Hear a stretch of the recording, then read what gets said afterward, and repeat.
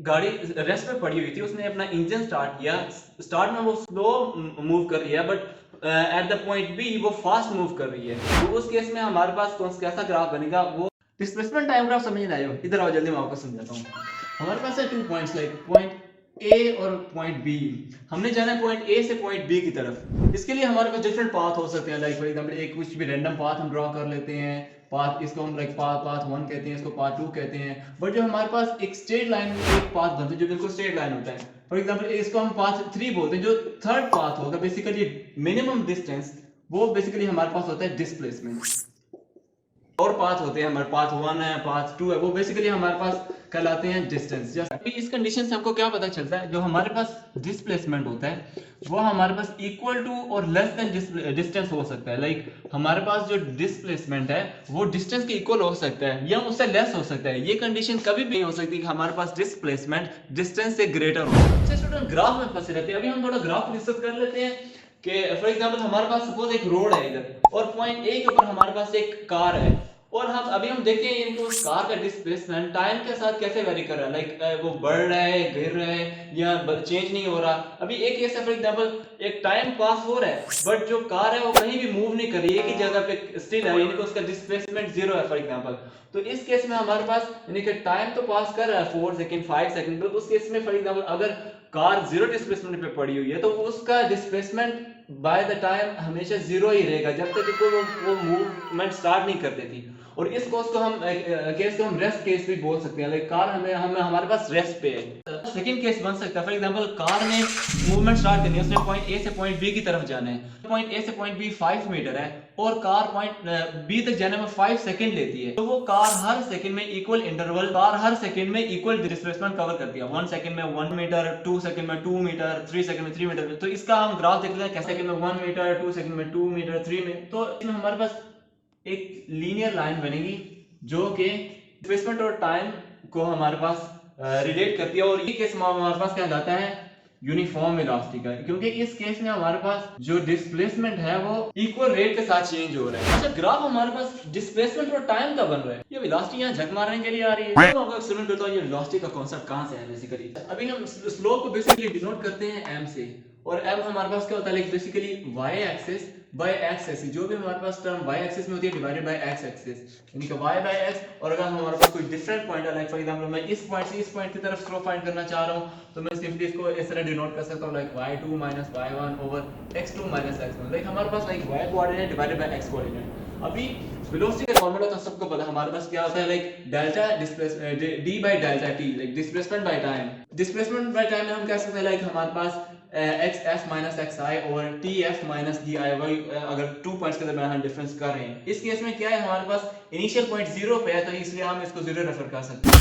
But ये है कि अगर हम इसको इससे रिलेट करें तो हमारे पास डिस्प्लेसमेंट बेसिकली y एक्सिस में आ रहा है और टाइम हमारे पास x एक्सिस में आ रहा है। तो वही हमारे पास ये यानी कि ये इक्विवेलेंट बन जाती है, हम like form like displacement y axis में और टाइम हमारे पास x एक्सिस में। तो इससे हम क्या कैलकुलेट करते हैं कि हम वेलोसिटी को एज अ स्लोप कह सकते हैं। और स्लोप हमारे पास लाइक अगर हम इसको ट्रायंगल के केस में देखें तो हमारे पास like y by x basically equal होता है tan थीटा के। तो tan थीटा कितनी वैल्यू होगी हमारे पास, स्लोप उतनी ही ज्यादा होती है उतनी कम होती है। हम देखते हैं जनरल टर्म्स बता देता हूं, हमारे पास बेसिकली tan 0 होता है ना, यानी कि 0 डिग्री के ऊपर, वो हमारे पास tan 0 पे हमारे पास बेसिकली मिनिमम स्लोप होती है। और हम tan 90 के केस में अगर देते हैं लाइक tan 90 डिग्री, वहां पे हमारे पास स्लोप इंफिनिटी हो जाती है, अनडिफाइंड हो जाती है, बिल्कुल मैक्सिमम अगर क्वांटिटी हम देखें ना, हमारे पास टाइम 0 को अप्रोच कर रहा होता है।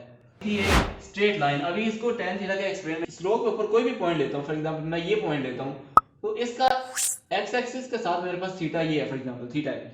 अगर मैं कोई भी और पॉइंट लेता हूं तो मेरे पास थीटा हमेशा सेम रहता है, लाइक थीटा मेरे पास क्या है, कांस्टेंट रह रहा है। tan थीटा की वैल्यू हमारे पास कांस्टेंट आ रही है, tan थीटा हमारे पास क्या कांस्टेंट है। इसका मतलब क्या, स्लोप कांस्टेंट है। स्लोप मतलब वेलोसिटी कांस्टेंट है, यूनिफॉर्म है। अभी हमारे पास थर्ड केस है, फॉर एग्जांपल एक पॉइंट कार ने पॉइंट ए से पॉइंट बी की तरफ जाना है। अभी इस बार क्या हो रहा है, लाइक फॉर एग्जांपल कार पहले बिल्कुल फास्ट गई है बट आहिस्ता डेस्टिनेशन पे जाकर उसने ब्रेक लगाई और आहिस्ता से वो रुक गई है। अभी हमारे पास एक सेकंड केस है जिसमें टाइम ग्राफ हमारे पास कुछ यूं है, इस तरह। अगेन हम दो पॉइंट्स कंसीडर करते हैं, लाइक एक वेरी बॉटम और एक वेरी टॉप। अगर हम इसके जो टेंजेंट है उसको हम एक्स एक्सिस के साथ रिलेट करते हैं, फॉर एग्जांपल इसका जो टेंजेंट है, फॉर एग्जांपल ये है, इसका एक्स एक्सिस के साथ ऑलमोस्ट 90 डिग्री के एंगल बन रहे हैं। तो इस केस में हमारे पास वेलोसिटी क्या होनी चाहिए, लाइक अगर हम tan थीटा लाइक 90 को tan थीटा में अप्रोच करें तो स्लोप मैक्सिमम होगी, और उस केस में हमारे पास वेलोसिटी इधर मैक्सिमम होगी। इस केस में हमारे पास लाइक मैक्सिमम वेलोसिटी होगी, और इस केस में as the theta approach to zero like x axis with respect to x axis, तो एज अ रिजल्ट हमारे पास tan थीटा की वैल्यू मिनिमम में जा रही है, और डेफिनेटली स्लोप मिनिमम है, और हमारे पास वेलोसिटी भी इस केस में मिनिमम है। तो इसको कैसे बोल सकते हैं, लाइक ये भी हमारे पास वेरिएबल वेलोसिटी का केस है, बट इस केस में क्या है, लाइक टाइम के साथ हमारे पास वेलोसिटी इंक्रीज कर रही है, तो हमारे पास वेरिएबल होगा बट इंक्रीजिंग वेलोसिटी के साथ।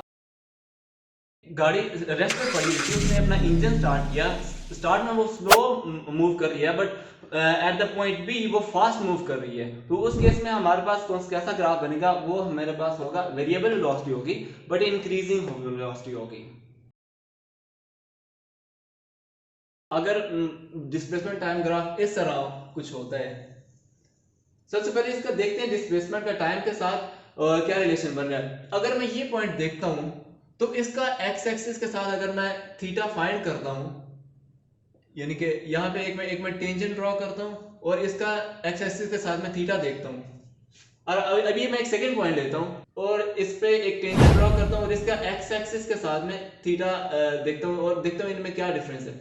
अभी इस केस में हमारे पास थीटा ज्यादा है और इस केस में हमारे पास थीटा जीरो को अप्रोच कर रहा है। तो इस केस में बेसिकली अगर थीटा जीरो है हमारे पास तो theta zero equal to minimum होता है, और अगर minimum slope means minimum velocity, और अगर थीटा 90 को अप्रोच कर रहा है होगी मैक्सिमम मींस मैक्सिमम वेलोसिटी। इस केस में क्या, फॉर एग्जांपल इस पॉइंट पे हमारे पास वेलोसिटी ज्यादा है और आहिस्ता आहिस्ता टाइम के साथ हमारे पास वेलोसिटी कम हो रही है। अगर हम इसको इस तरह रिलेट करते हैं, लाइक फॉर एग्जांपल 1 सेकंड है, 2 सेकंड है, 3 सेकंड है, 1 सेकंड में उसने इतना यानी कि डिस्प्लेसमेंट कवर कर लिया है, और 3 सेकंड में उसने कवर कर लिया है, यानी कि आहिस्ता आहिस्ता उसकी जो डिस्प्लेसमेंट है वो कम हो रहा है, यानी कि पहले वो 5 मीटर करता है, फिर 4 मीटर कवर कर रहा है, फिर 2 मीटर, आहिस्ता आहिस्ता उसकी वेलोसिटी कम हो रही है। इस केस में हमारे पास वेरिएबल वेलोसिटी होगी जो कि हमारे पास डिक्रीजिंग के केस। अगर आपको डिस्प्लेसमेंट टाइम ग्राफ की कोई समझ आई है और एरिया अंडर द ग्राफ भी समझना चाहते हैं तो हमारी इस टॉपिक में वीडियो आ रही है बहुत जल्द। और अगर आपने अभी तक हमारा चैनल सब्सक्राइब नहीं किया तो इसको सब्सक्राइब करें और लाइक करें और अपने दोस्तों के साथ इस कंटेंट को शेयर करें। Thank you.